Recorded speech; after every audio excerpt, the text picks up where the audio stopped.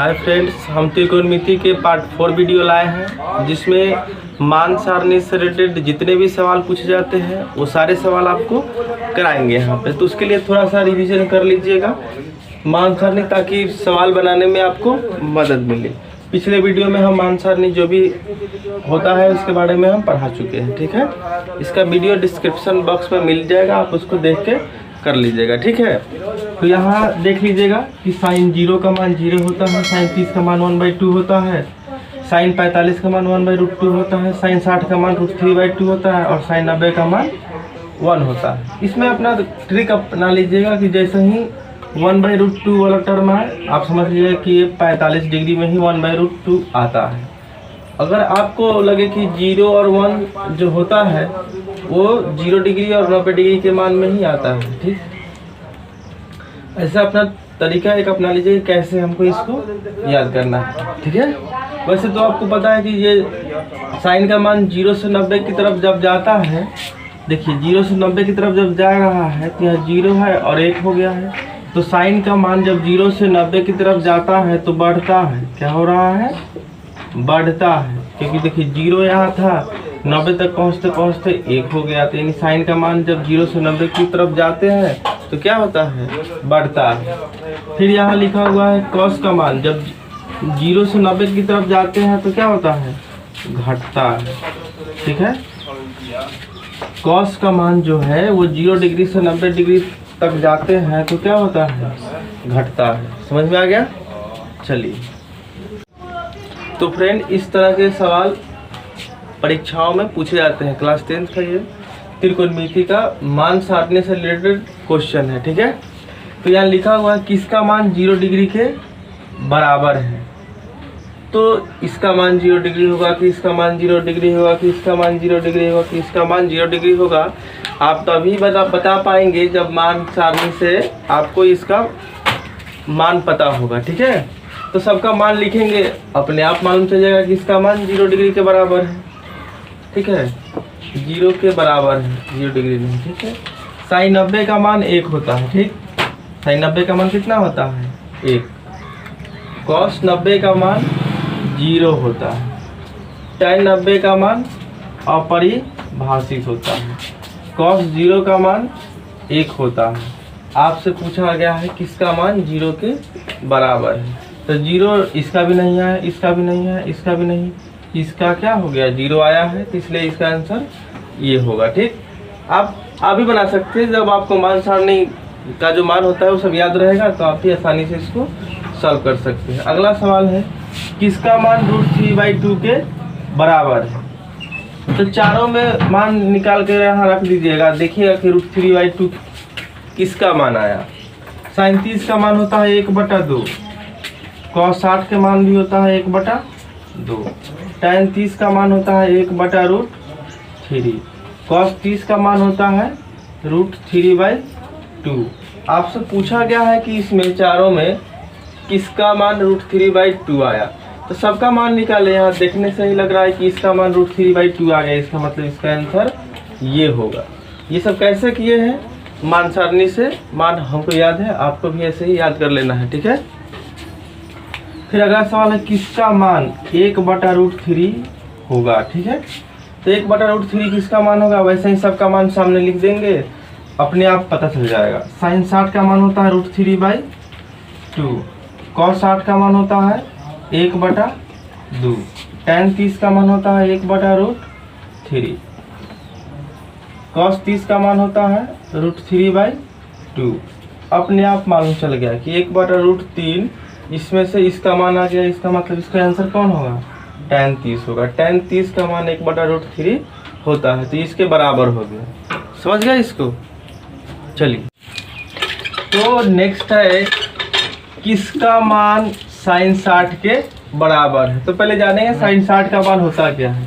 तो साइन 60 का मान होता है √3/2। अब इसमें साइन 60 का मान पता करेंगे।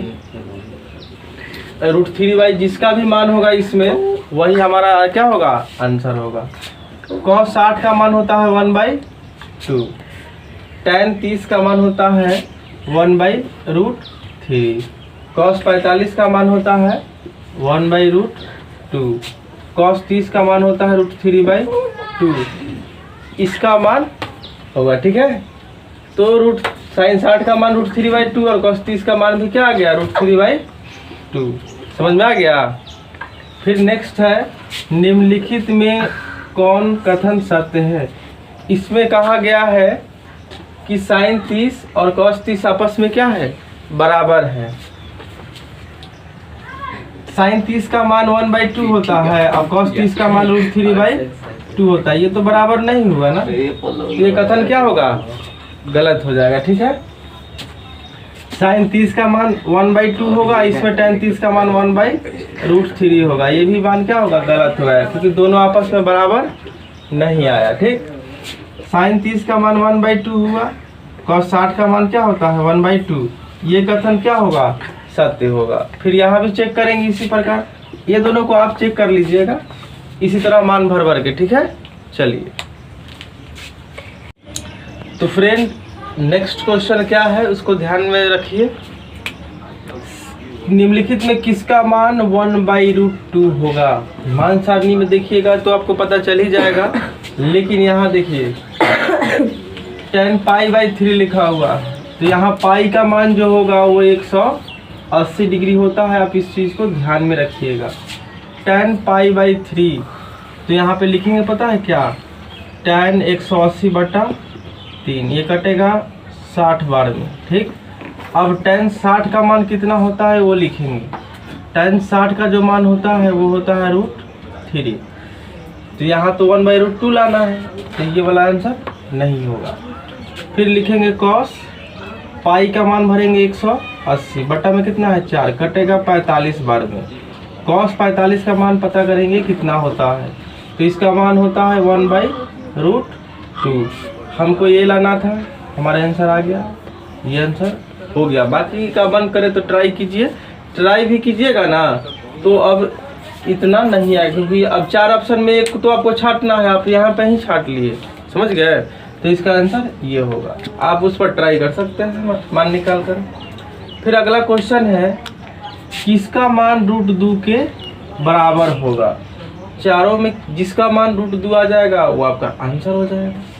tan 60 का जो मान होता है वो होता है √3, ये आंसर ऑप्शन में जो है ए नंबर नहीं होगा। cos 45 का जो मान होता है 1/√2 होता है, यहाँ √2 लाना है, या 1/√2 आ गया, ये भी नहीं होगा। sin 30 का मान 1/2 होता है, हमको तो ये लाना है, ये तीनों नहीं होता, इसका मतलब ये तो ऑटोमेटिक होगा, समझ गए। नहीं, ये cosec 45 में लिखा हुआ, गलती से लिखा गया है cosec 45। ठीक है, अब ये तीनों नहीं हुआ, इसका मतलब ऑटोमेटिक ये होगा, cosec 45 का मान होता है √2। ठीक है, यहाँ गलती से cos लिखा गया था, यहाँ cosec 45 डिग्री है। ठीक है, चलिए नेक्स्ट क्वेश्चन है सही मान कोष्टक से चुनें। sin 60 का मान इन चारों में से कौन होगा वो आपको क्या करना है, चुनना होगा। sin 60 का मान ये नहीं होता है, ये वाला होता है sin 60 का मान, यानी ये 3 को गलती हो जाएगा। sin 60 का मान √3/2 होता है। फिर cos 30 का मान कौन होता है, तो cos 30 का मान आप देखिएगा, आपको पता होगा तो तुरंत छाट दीजिएगा, cos 30 का मान ये होता है। फिर cosec 60 का मान कौन होता है, ठीक, तो cosec 60 का मान ये होता है। आप ये सब हम कैसे बता रहे हैं, आप जैसे ही मान सारणी मेरा पिछला वीडियो देखिएगा उसमें पता चल जाएगा कि ये कैसे इतना sin cosec 60 का मान हुआ है। ठीक है, sec 0 का मान, ठीक, sec 0 का मान क्या होगा, तो देखिए sec 0 का मान cos 0 का मान 1 होता है, sec 0 का मान